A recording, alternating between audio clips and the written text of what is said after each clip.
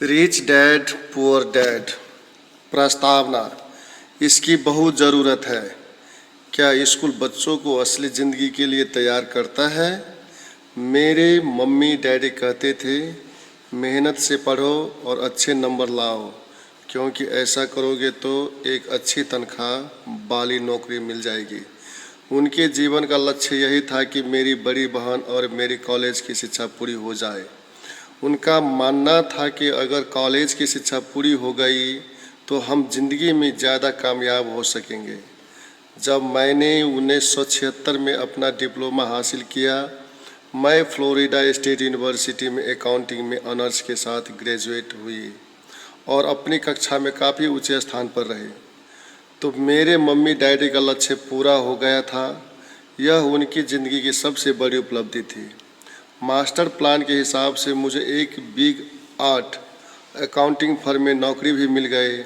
अब मुझे उम्मीद थी एक लंबे करियर और कम उम्र में रिटायरमेंट की। मेरे पति माइकल भी इसी रास्ते पर चले थे। हम दोनों ही बहुत मेहनती परिवारों से आए थे जो बहुत अमीर नहीं थे। माइकल ने ऑनर्स के साथ ग्रेजुएशन किया था, एक बार नहीं बल्कि 2 बार।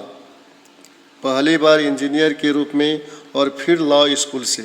उन्हें जल्दी ही पेटेंट लॉ में विशेषज्ञता रखने वाली वाशिंगटन डीसी का एक मानी हुई लॉ फर्म में नौकरी मिल गई और इस तरह उनका भविष्य भी सुनहरा लग रहा था। उनके करियर का नक्शा साफ था और यह बात तय थी कि वह भी जल्दी रिटायर हो सकते थे। हालांकि हम दोनों ही अपने करियर में सफल रहे, परंतु हम जो सोचते थे हमारे साथ ठीक वैसा ही नहीं हुआ।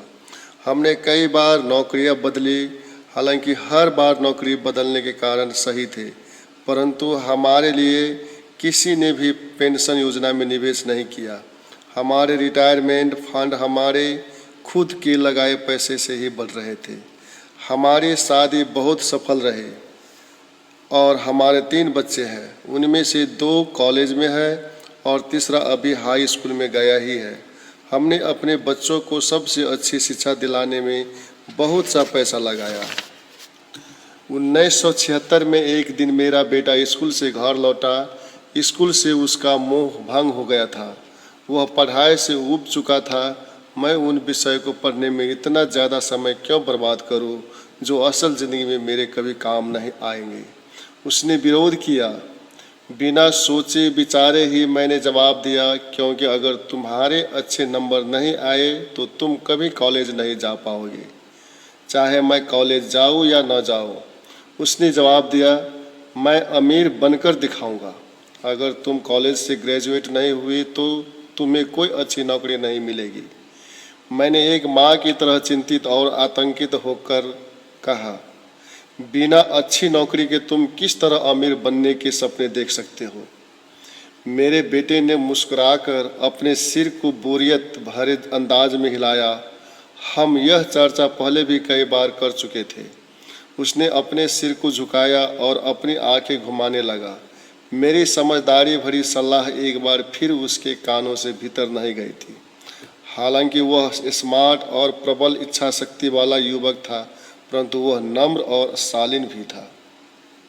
मम्मी, उसने बोलना शुरू किया और भाषण सुनने की बारी अब मेरी थी। समय के साथ चलिए, अपने चारों तरफ देखिए। सबसे अमीर लोग अपनी शिक्षा के कारण इतने अमीर नहीं बनने हैं। माइकल जॉर्डन और मैडोना को देखिए। यहाँ तक कि बीच में ही हार्वर्ड छोड़ देने वाले बिल गेट्स ने माइक्रोसॉफ्ट कायम किया। आज वे अमेरिका के सबसे अमीर व्यक्ति हैं और अभी उनकी उम्र भी 30 से 40 के बीच ही है। और उस बेसबॉल पिक्चर के बारे में तो आपने सुना ही होगा, जो हर साल $40 लाख से ज़्यादा कमाता है, जबकि उस पर दिमागी तौर पर कमज़ोर होने का लेबल लगा हुआ है। हम दोनों काफ़ी समय तक चुप रहे और मुझे यह समझ में आने लगा था कि मैं अपने बच्चे को वही सलाह दे रही थी जो मेरे माता पिता ने मुझे दी थी। हमारे चारों तरफ की दुनिया बदल रही थी, परंतु हमारी सलाह नहीं बदली थी। अच्छी शिक्षा और अच्छे ग्रेड हासिल करना अब सफलता की गारंटी नहीं रह गए और हमारे बच्चे के अलावा यह बात किसी को समझ में नहीं आई थी। मम्मी, उसने आगे कहा, मैं डैडी और आपकी तरह कहीं मेहनत नहीं करना चाहता। आपको काफ़ी पैसा मिलता है और हम एक शानदार मकान में रहते हैं जिसमें बहुत से कीमती सामान है। अगर मैं आपकी सलाह मानूंगा तो मेरा हाल भी आपकी ही तरह होगा। मुझे भी ज़्यादा मेहनत करनी पड़ेगी ताकि मैं ज़्यादा टैक्स भर सकूं और कर्ज में डूब जाऊं। वैसे भी आज की दुनिया में नौकरी की सुरक्षा बची नहीं है। मैं यह जानता हूं कि छोटे और सही आकार की फर्म कैसी होती है। मैं यह भी जानता हूं कि आज के दौर में कॉलेज से स्नातकों को कम तनख्वाह मिलती है, जबकि आपके ज़माने में उन्हें ज़्यादा तनख्वाह मिला करती थी। डॉक्टरों को देखिए, वे अब उतना पैसा नहीं कमाते जितना पहले कभी कमाया करते थे। मैं जानता हूं कि मैं रिटायरमेंट के लिए सामाजिक सुरक्षा या कंपनी पेंशन पर भरोसा नहीं कर सकता। अपने सवालों के मुझे नए जवाब चाहिए। वह सही था, उसे नए जवाब चाहिए थे और मुझे भी। मेरे माता पिता की सलाह उन लोगों के लिए सही हो सकती थी जो 1945 के पहले पैदा हुए थे, पर यह उन लोगों के लिए विनाशकारी साबित हो सकती थी जिन्होंने तेजी से बदल रही दुनिया में जन्म लिया था। अब मैं अपने बच्चों से यह सीधी सी बात नहीं कर सकती थी, स्कूल जाओ, अच्छे ग्रेड हासिल करो और किसी सुरक्षित नौकरी की तलाश करो। मैं जानती थी कि मुझे अपने बच्चों की शिक्षा को सही दिशा देने के लिए नए तरीकों की खोज करनी होगी। एक माँ और एक अकाउंटेंट होने के नाते मैं इस बात से परेशान थी कि स्कूल में बच्चों को धन संबंधी शिक्षा या वित्तीय शिक्षा नहीं दी जाती। हाई स्कूल खत्म होने से पहले ही आज के युवाओं के पास अपना क्रेडिट कार्ड होता है। यह बात अलग है कि उन्होंने कभी धन संबंधी पाठ्यक्रम में भाग नहीं लिया होता है और उन्हें यह भी नहीं पता होता है कि इसे किस तरह निवेश किया जाता है। इस बात का ज्ञान तो दूर की बात है कि क्रेडिट कार्ड पर चक्रवृद्धि ब्याज की गणना किस तरह की जाती है। इसे आसान भाषा में कहे तो उन्हें धन संबंधी शिक्षा नहीं मिलती और यह ज्ञान भी नहीं होता कि पैसा किस तरह काम करता है। इस तरह वे उस दुनिया का सामना करने के लिए कभी तैयार नहीं हो पाते जो उनका इंतज़ार कर रही है। एक ऐसी दुनिया जिसमें बचत से ज़्यादा खर्च को महत्व दिया जाता है। जब मेरा सबसे बड़ा बेटा कॉलेज के शुरुआती दिनों में अपने क्रेडिट कार्ड को लेकर कर्ज में डूबा गया तो मैंने उसके क्रेडिट कार्ड को नष्ट करने में उसकी मदद की। साथ ही मैं ऐसी तरकीब भी खोजने लगे जिससे मेरा बच्चों में पैसे की समझ आ सके। पिछले साल एक दिन मेरे पति ने मुझे अपने ऑफिस से फ़ोन किया। मेरे सामने एक सज्जन बैठे हैं और मुझे लगता है कि तुम उससे मिलना चाहोगी। उन्होंने कहा उनका नाम रॉबर्ट कियोस्की है। वे एक व्यवसायी है और निवेशक है तथा वे एक शैक्षणिक उत्पाद का पेटेंट करवाना चाहते हैं। मुझे लगता है कि तुम इसी चीज़ की तलाश कर रही थी जिसकी मुझे तलाश थी। मेरे पति माइक रॉबर्ट कियोस्की द्वारा बनाए जा रहे नए शैक्षणिक उत्पाद कैश फ्लो से इतने प्रभावित थे कि उन्हें इसके परीक्षण में हमें बुलवा लिया। यह एक शैक्षणिक खेल था, इसलिए मैंने स्थानीय विश्वविद्यालय में पढ़ रही अपने 19 वर्षीय बेटी से भी पूछा कि क्या वह मेरे साथ चलेगी और वह तैयार हो गए। इस खेल में हम लगभग 15 लोग थे जो 3 समूह में विभाजित थे। माइक सही थे, मैं इसी तरह के शैक्षणिक उत्पाद की खोज कर रहे थे। यह किसी रंगीन मोनोपोली बोर्ड की तरह लग रहा था जिसके बीच में एक बड़ा सा चूहा था, परंतु मोनोपोली से यह इस तरह अलग था कि इसमें 2 रास्ते थे, एक अंदर और दूसरा बाहर। खेल का लक्ष्य था अंदर वाले रास्ते से बाहर निकलना, जिसे रॉबर्ट चूहा दौड़ कहते थे, और बाहरी रास्ते पर पहुंचना या तेज रास्ते पर जाना। रॉबर्ट के मुताबिक तेज रास्ते हमें यह बताता है कि असल जिंदगी में अमीर लोग किस तरह पैसे का खेल खेलते हैं। रॉबर्ट ने हमें चूहा दौड़ के बारे में बताया।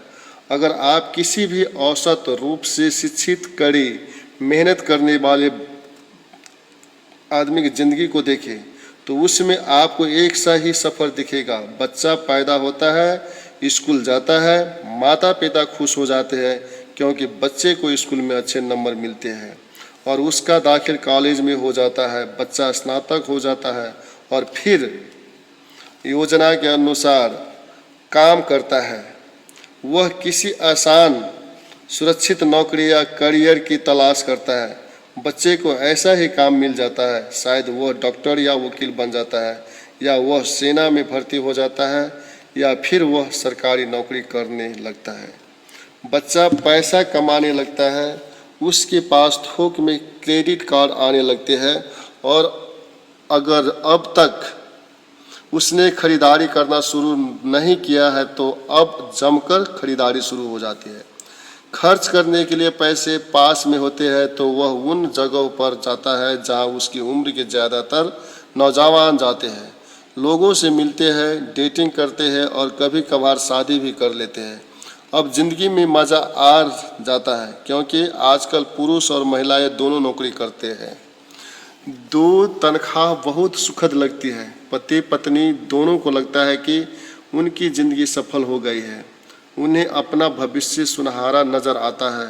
अब वे घर, कार, टेलीविज़न खरीदने का फैसला करते हैं, छुट्टियां मनाने कभी चले जाते हैं और फिर उनके बच्चे हो जाते हैं। बच्चों के साथ उनके खर्च भी बढ़ जाते हैं।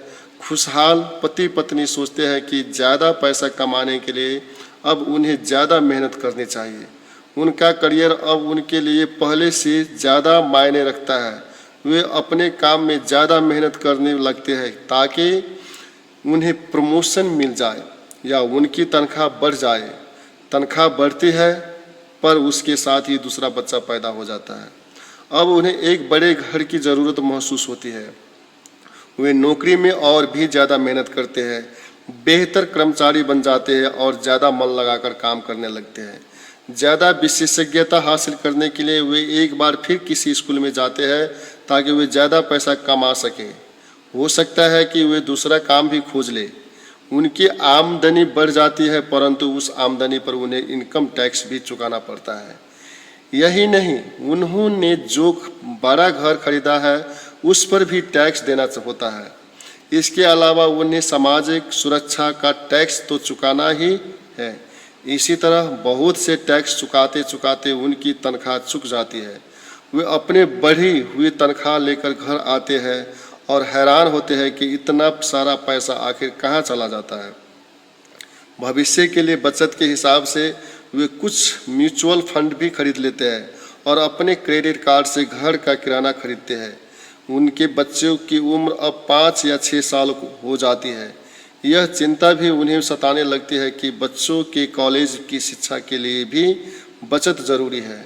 इसके साथ ही उनके अपने रिटायरमेंट के लिए पैसा बचाने की चिंता भी सताने लगती है।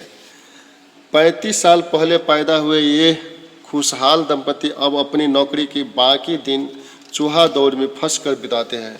वे अपनी कंपनी के मालिकों के लिए काम करते हैं, सरकार को टैक्स चुकाने के लिए काम करते हैं और बैंक में अपनी गिरवी संपत्ति तथा क्रेडिट कार्ड के कर्ज को चुकाने के लिए काम करते हैं। फिर वे अपने बच्चों को यह सलाह देते हैं कि उन्हें मन लगाकर पढ़ना चाहिए, अच्छे नंबर लाने चाहिए और किसी सुरक्षित नौकरी की तलाश करनी चाहिए। वे पैसे के बारे में कुछ भी नहीं सीखते और इसलिए वे जिंदगी भर कड़ी मेहनत करने रहते हैं। यह प्रक्रिया पीढ़ी दर पीढ़ी चलती रहती है। इससे चूहा दौड़ कहते हैं। चूहा दौड़ से निकलने का एक ही तरीका है और वह यह कि आप अकाउंट्स और इन्वेस्टमेंट दोनों क्षेत्रों में निपुण हो जाए। दिक्कत यह है कि इन दोनों ही विषय को बोरिंग और कठिन माना जाता है। मैं खुद एक CPA हूँ और मैंने बिग 8 अकाउंटिंग फर्म के लिए काम किया है। मुझे यह देखकर ताज्जुब हुआ कि रॉबर्ट ने इन दोनों बोरिंग और कठिन विषय को सीखना कितना रोचक, सरल और रोमांचक बना दिया था। सीखने की प्रक्रिया इतनी अच्छी तरह छुपा ली गई थी कि जब हम चूहा दौड़ से बाहर निकलने के लिए जी जान लगा रहे थे तो हमें यह ध्यान ही नहीं रहा कि हम कुछ सीख रहे थे। शुरू में तो हम एक नए शैक्षणिक खेल का परीक्षण कर रहे थे, परंतु जल्दी ही इस खेल में मुझे और मेरी बेटी को मज़ा आने लगा। खेल के दौरान हम दोनों ऐसे विषयों पर बात कर रहे थे जिनके बारे में हमने पहले कभी बातें नहीं की थी। एक लेखापाल होने के कारण इनकम स्टेटमेंट और बैलेंस शीट से जुड़ा खेल खेलने में मुझे कोई परेशानी नहीं हुई। मैंने खेल के नियम और इसकी बारीकियां समझने में अपनी बेटी और दूसरे लोगों की मदद भी की। उस रोज़ मैं चूहा दौड़ से सबसे पहले बाहर निकली और केवल मैं ही बाहर निकल पाई। बाहर निकलने में मुझे 50 मिनट का समय लगा, हालांकि खेल लगभग 3 घंटे तक चला। मेरी टेबल पर एक बैंकर बैठा था, इसके अलावा एक व्यवसायी था और एक कंप्यूटर प्रोग्रामर भी था। मुझे यह देखकर बहुत हैरात हुई कि इन लोगों को अकाउंटिंग या इन्वेस्टमेंट के बारे में कितना कम जानकारी है, जबकि ये विषय उनकी ज़िंदगी में कितनी ज़्यादा अहमियत रखते हैं। मेरे मन में यह सवाल भी उठ रहा था कि वे असल ज़िंदगी में अपने पैसे धेले के कारोबार को कैसे संभालते होंगे। मैं यह समझ सकती थी कि मेरी 19 साल की बेटी क्या नहीं समझ सकती, पर ये लोग तो उससे दुगनी उम्र के थे और उन्हें ये बातें समझ में आनी चाहिए थी।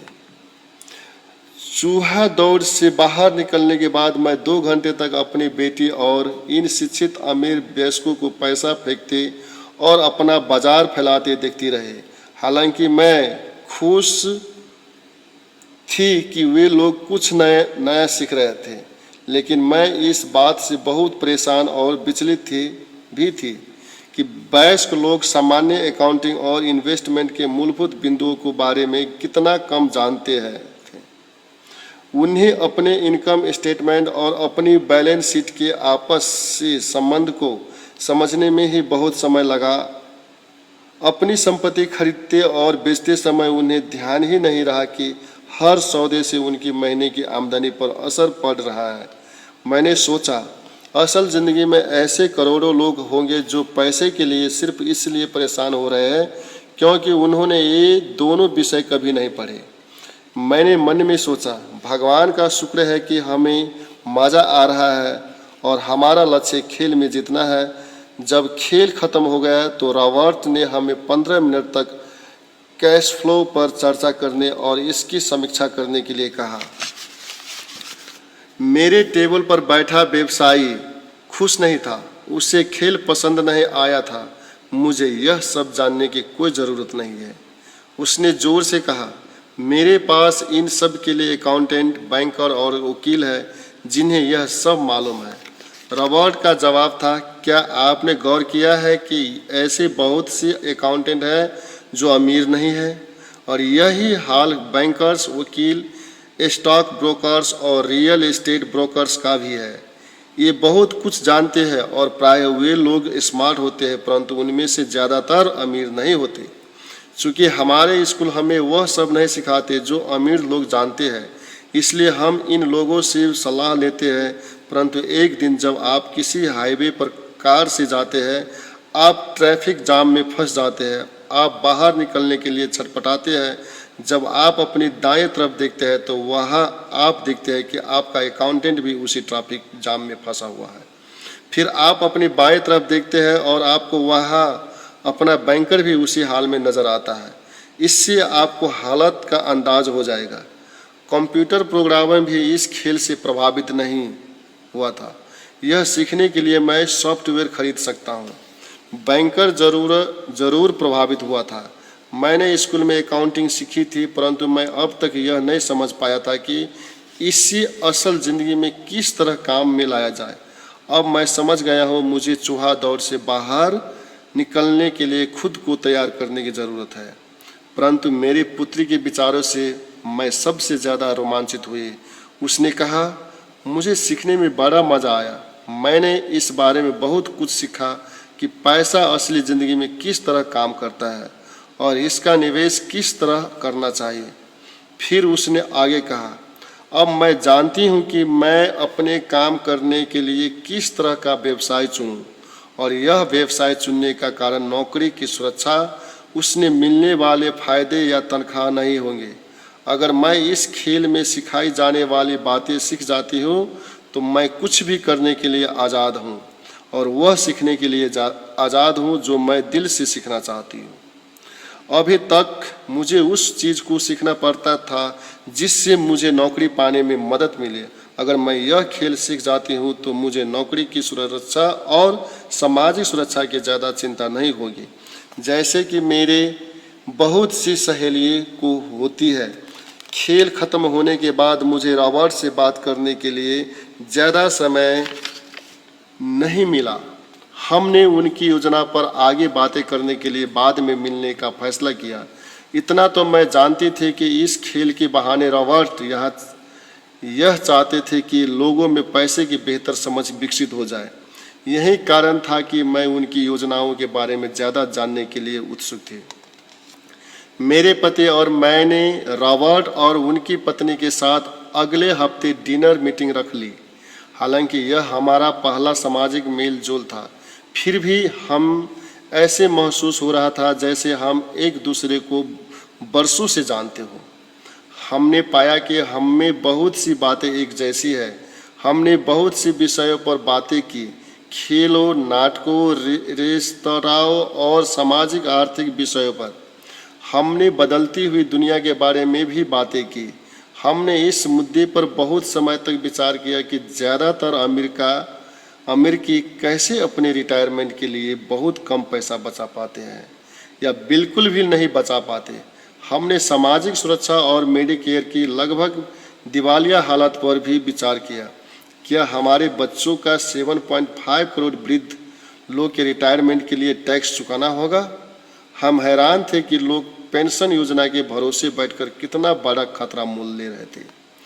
रॉबर्ट की सबसे बड़ी चिंता यह थी कि अमीर और गरीब के बीच फासला लगातार बढ़ता जा रहा है। ऐसे न सिर्फ अमेरिका में हो रहा है बल्कि पूरी दुनिया में हो रहा है। रॉबर्ट स्वशिक्षित और स्वनिर्मित व्यवसायी थे। वे दुनिया भर में निवेश कर चुके थे और 47 वर्ष की उम्र में रिटायर होने में सफल हो गए थे। वे काम इसलिए कर रहे थे क्योंकि उन्हें भी वही चिंता थी जो मुझे अपने बच्चों को लेकर सता रही थी। वे जानते हैं कि दुनिया बदल चुकी है, परंतु इसके बावजूद शिक्षा पद्धतियाँ बिल्कुल भी नहीं बदली थी। रॉबर्ट के अनुसार बच्चे सालों तक दकियानूसी शिक्षा पद्धति में अपना समय गुजारते हैं और ऐसा विषय पढ़ते हैं जो उनके जीवन में कभी भी कहीं भी काम नहीं आने वाले हैं, और वे ऐसी दुनिया के लिए तैयार करते हैं जिसका अब नामो निशान भी नहीं बचा है। आज आप किसी भी बच्चे को जो सबसे खतरनाक सलाह दे सकते हैं वह यह है, स्कूल जाओ, अच्छे नंबर लाओ और कोई सुरक्षित नौकरी ढूंढो। उन्होंने कहा, यह पुरानी सलाह है और यह खराब सलाह है। अगर आप यह देख सकते हैं कि एशिया, यूरोप, दक्षिण अमेरिका में क्या हो रहा है तो आप भी उतनी ही चिंतित होगी जितना कि मैं। रॉबर्ट के अनुसार यह बुरी सलाह है, क्योंकि अगर आप चाहते हैं कि आपके बच्चे के भविष्य आर्थिक रूप से सुरक्षित हो तो आप पुराने नियमों के सहारे नए खेल को नहीं खेल सकते। यह बहुत खतरनाक होगा। मैंने उससे पूछा कि पुराने नियमों से उसका क्या मतलब है। मेरी तरह के लोग अलग तरह के नियमों से खेलते हैं और आपकी तरह के लोग पुराने नियमों के लीक पर ही चलते रहते हैं। उन्होंने कहा, क्या होता है जब कोई कॉरपोरेशन स्टाफ कम करने की घोषणा करता है? लोगों को नौकरी से निकाल दिया जाता है, परिवार तबाह हो जाते हैं और बेरोजगारी बढ़ जाती है। हाँ, परंतु कंपनी पर इसका क्या असर पड़ता है, खासकर जब वह कंपनी स्टॉक एक्सचेंज में दर्ज हो। जब स्टाफ कम करने की घोषणा होती है तो स्टॉक की कीमत बढ़ जाती है। मैंने कहा, जब कंपनी तनख्वाह का खर्च कम करते हैं तो बाजार इस बात को पसंद करता है, ऐसा चाहे स्टॉक कम करके किया जाए या फिर कंप्यूटर के माध्यम से किया जाए। उन्होंने कहा, आप ठीक कह रही हैं, और जब स्टॉक की कीमतें बढ़ती है तो मेरी तरह के लोग, यानी जिनके पास उस कंपनी के शेयर होते हैं, वे ज़्यादा अमीर हो जाते हैं। अलग तरह के नियमों से मेरा यही आशय था। कर्मचारी हारते हैं, मालिक और निवेशक जीतते हैं। रॉबर्ट कर्मचारी और मालिक के बीच के फर्क को समझ रहे थे। यह फर्क था अपनी किस्मत पर खुद अपना नियंत्रण होना या फिर अपनी किस्मत पर किसी दूसरे का नियंत्रण होना। परंतु ज़्यादातर लोग यह नहीं समझ पाते हैं कि ऐसा क्यों होता है? मैंने कहा। उन्होंने लगता है कि यह ठीक नहीं है। उसका जवाब था, इसलिए तो बच्चों से यह कहना मूर्खता है, अच्छी शिक्षा प्राप्त करो। यह सोचना मूर्खता है कि स्कूल में दी जा रही शिक्षा से बच्चे उस दुनिया का सामना करने के लिए तैयार हो जाएं जिसमें वे कॉलेज के बाद पहुंचने वाले हैं। हर बच्चे को ज़्यादा शिक्षा की ज़रूरत है, एक अलग तरह की शिक्षा की, और उन्हें नए नियमों को जानने की भी ज़रूरत है, अलग तरह के नियमों को जानने की। धन के कुछ नियम होते हैं जिनसे अमीर लोग खेलते हैं और धन के कुछ और नियम होते हैं जिनसे बाकी 95% लोग खेलते हैं, और ये 95% लोग उन नियमों को अपने घर और स्कूल में सीखते हैं। इसलिए आजकल किसी बच्चे से यह कहना खतरनाक है, मन लगाकर पढ़ो और अच्छी नौकरी खोजो। आज बच्चों के अलग तरह की शिक्षा की ज़रूरत है, और आज की शिक्षा नीति उन्हें कुछ मूलभूत बातें नहीं सिखा पा रही है। इस बात से कोई फर्क नहीं पड़ता कि क्लासरूम में कितने कंप्यूटर रखे हैं या स्कूल कितना पैसा खर्च कर रहे हैं। जब शिक्षा नीति में वह विषय ही नहीं है तो उस किस तरह पढ़ाया जा सकता है? अब सवाल यह उठता है कि किस तरह माता पिता अपने बच्चों को वह सिखा सकते हैं जो वे स्कूल में नहीं सीख पाते। आप अपने बच्चों को अकाउंटिंग किस तरह सिखाते हैं? क्या इससे वे बोर नहीं हो जाते? और आप उन्हें किस तरह निवेश करना सिखाएंगे जब एक पालक के रूप में आप खुद निवेश के खतरे से डरते हैं? अपने बच्चों को सुरक्षित जीवन के लिए तैयार करने के बजाय मैंने यह बेहतर समझा कि उन्हें रोमांचक जीवन के लिए तैयार किया जाए। तो आप किसी तरह किसी बच्चे को धन और उन सब चीज़ों के बारे में सिखा सकते हैं जिन पर हमने अभी विचार किया गया है। मैंने रॉबर्ट से पूछा, हम किस तरह इसे माता पिता के लिए आसान बना सकते हैं, खासकर तब जब उन्हें खुद ही इसकी समझ न हो। उन्होंने कहा, मैंने इस विषय पर एक पुस्तक लिखी है। वह पुस्तक कहाँ है? मेरे कंप्यूटर में। यह वर्षों से वहीं बिखरी पड़ी है। मैं कभी कभार उसमें कुछ बातें जोड़ देता हूँ, परंतु मैं आज तक उसे कभी इकट्ठा नहीं कर पाया। मैंने इस पुस्तक को तब लिखना शुरू किया था जब मेरी पहली पुस्तक बेस्ट सेलर हो गए थे, परंतु मैं अभी तक अपनी नई पुस्तक को पूरा नहीं कर पाया हूँ। यह अभी भी खंडों में है, और वह पुस्तक निश्चित रूप से खंडों में ही थी। उन बेतरतीब खंडों पढ़ने के बाद मैंने यह फैसला किया कि पुस्तक निश्चित रूप से बेहतरीन थे और समाज में इसकी बहुत ज़रूरत थी, खासकर ऐसे समय में जब दुनिया तेज़ी से बदल रहे थे। हम दोनों तत्काल इस निर्णय पर पहुँचे कि मैं रॉबर्ट की पुस्तक में सह लेखक बन जाऊं। मैंने उनसे पूछा कि उनके विचार से किसी बच्चे को कितनी वित्तीय शिक्षा की ज़रूरत होती है। उन्होंने कहा कि यह बच्चे पर निर्भर करता है। अपने बचपन में ही उन्होंने यह जान लिया था कि वे अमीर बनना चाहते थे, और उन्हें एक ऐसे पिता स्वरूप व्यक्ति मिल गए थे जो अमीर थे और जो उनका मार्गदर्शन करने के इच्छुक भी थे। रॉबर्ट का कहना था कि शिक्षा ही सफलता की नींव है। जिस तरह स्कूल में सीखी गई बातें बहुत महत्वपूर्ण होती है, उसी तरह धन संबंधी समझ और बोलने की कला भी बहुत महत्वपूर्ण होती है। आगे की कहानी रॉबर्ट के दो डैडी के बारे में है, जिनमें से एक अमीर है और दूसरे गरीब। इनके जरिए रॉबर्ट उन रहस्यों को बताएंगे जो उन्होंने अपने जीवन में सीखे हैं। दोनों डैडियों के बीच का अंतर एक खास बात उजागर करता है। इस पुस्तक को मैंने बढ़ाया है, इसमें कुछ जोड़ा और घटाया है और इसे व्यवस्थित करने का काम किया है। जो अकाउंटेंट इस पुस्तक को पढ़े, उनसे मेरा यही अनुरोध है कि वे अपने किताबी ज्ञान को एक तरफ रख दें और अपने दिमाग में रॉबर्ट के सिद्धांतों को घुस जाने दें। हालांकि उनमें से कई सिद्धांत पहली नज़र में गलत लगेंगे।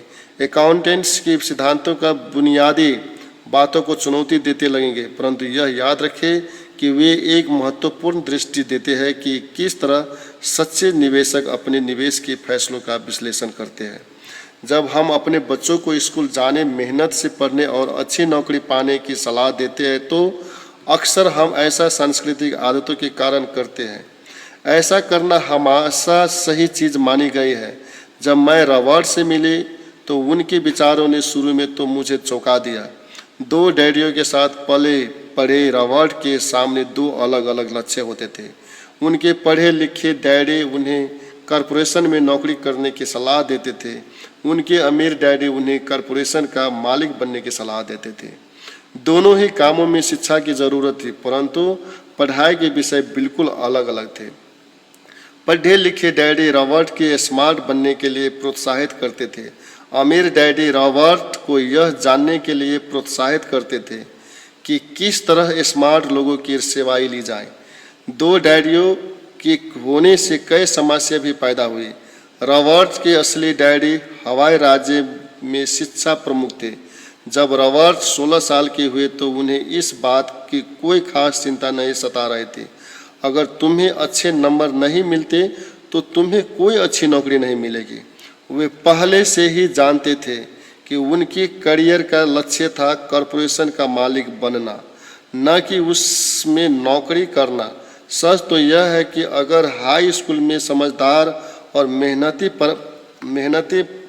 परामर्शदाता नहीं मिला होता तो रॉबर्ट के कभी कॉलेज भी नहीं गए होते। वे इस बात को मानते हैं। वे दौलत कमाने के लिए बेताब थे, परंतु वे आखिरकार मान ही गए कि कॉलेज की शिक्षा से भी उन्हें फायदा हो सकता है। दरअसल इस पुस्तक में दिए गए विचार शायद बहुत से माता पिताओं को क्रांतिकारी और अतिशयोक्तिपूर्ण लगेंगे। कई लोगों को तो अपने बच्चों को स्कूल में रखने में ही काफ़ी मेहनत करनी पड़ रही है, परंतु बदलते हुए समय को देखते हुए हमें नए और जोखिम भरे विचारों की तरफ ध्यान देने की जरूरत है।